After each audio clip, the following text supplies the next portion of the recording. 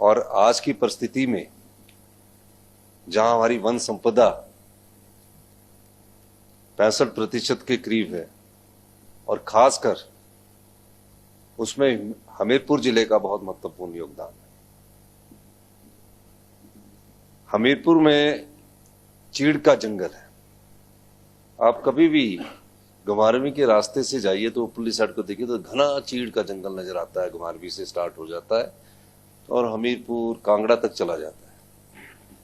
और जहां जहां चीड़ के जंगल है वहां ये घटनाएं, आग की घटनाएं बार बार होती है। पिछले कुछ समय से विभाग ने वहां प्रयास किया और जिसके की सार्थक परिणाम भी आए हैं। मैं कुछ एक चीजें आपको बताना चाहूंगा कि माननीय सदन को यह ज्ञात है कि हिमाचल प्रदेश बहुआयामी आपदा उन्मुख राज्य है।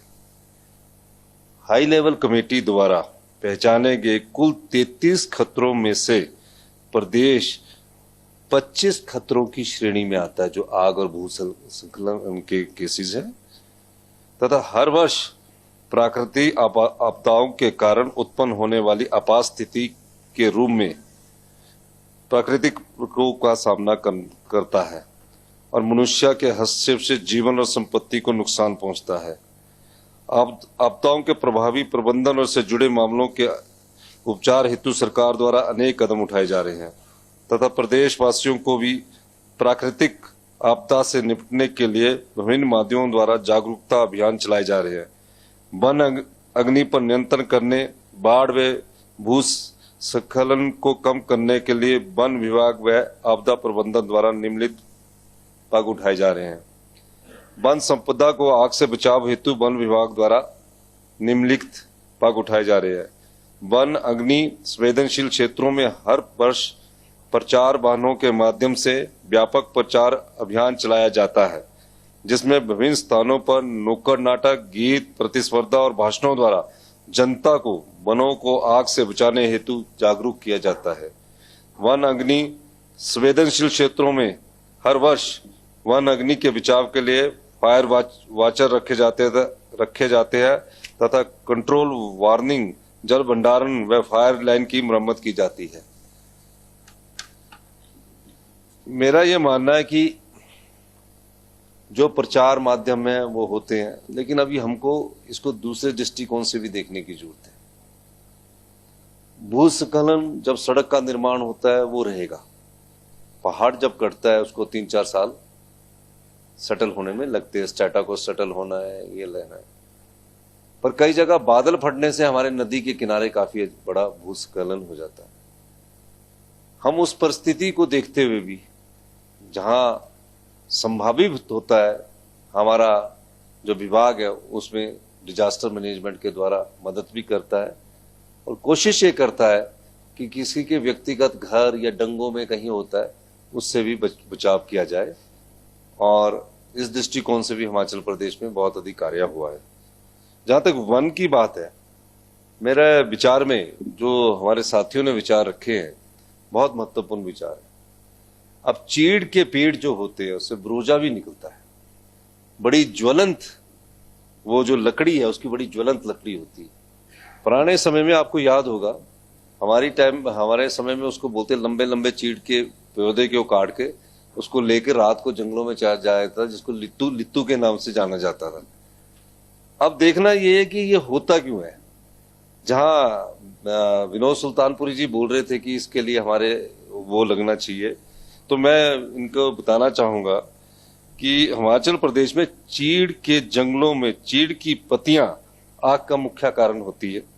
इन पत्तियों को एकत्रित करने व वन भूमि से हटाने के उद्देश्य से सरकार द्वारा एक नई नीति बनाई गई है। इसके अंतर्गत पाइन नीडल आधारित उद्योग लगाने के लिए हम 50% सब्सिडी देते हैं। इस योजना के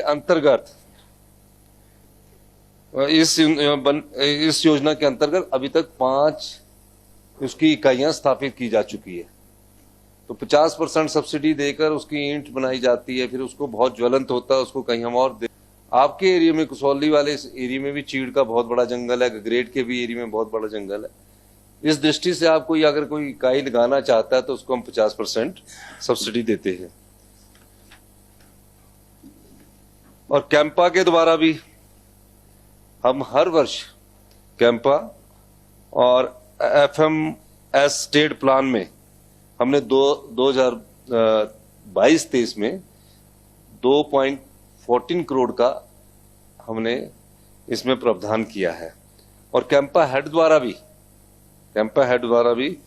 4.7 करोड़ का हमने प्रावधान इसमें किया हुआ है। तो सरकार किस सब प्रकार से इस कार्य को करती है और आने वाले समय में हम इसमें कुछ और चेंजिंग लेकर आएंगे। मैं सभी सम्मानित विधायकों को ये कहना चाहूंगा कि जो आपके विचार हैं हमने सुने हैं और उस पर हम अमल करेंगे। आगे हम कैसे इस स्थिति से बचें, इस बारे में हमारा विचार विमर्श चल रहा है और जल्दी एक ठोस नीति इस पर लेकर आएंगे। अभी हम एकदम जो जितनी अग्नि की घटनाएं होती है, सबसे पहले हमें उसमें कमी लानी है।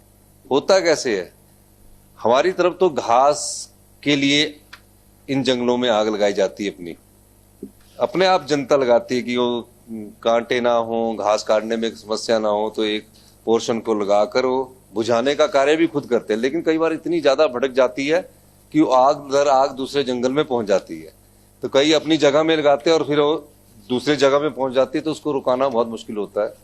हम आने वाले समय में एक नई नीति के तहत कैसे आगे बढ़ा जाए, उस दृष्टिकोण से हमारी सरकार करेगी। आप सबने बहुत अच्छे विचार रखे। इन शब्दों इसके साथ ही मैं आप सब लोगों का भी धन्यवाद करता हूँ। जय हिंद। थैंक यू माननीय मुख्यमंत्री महोदय।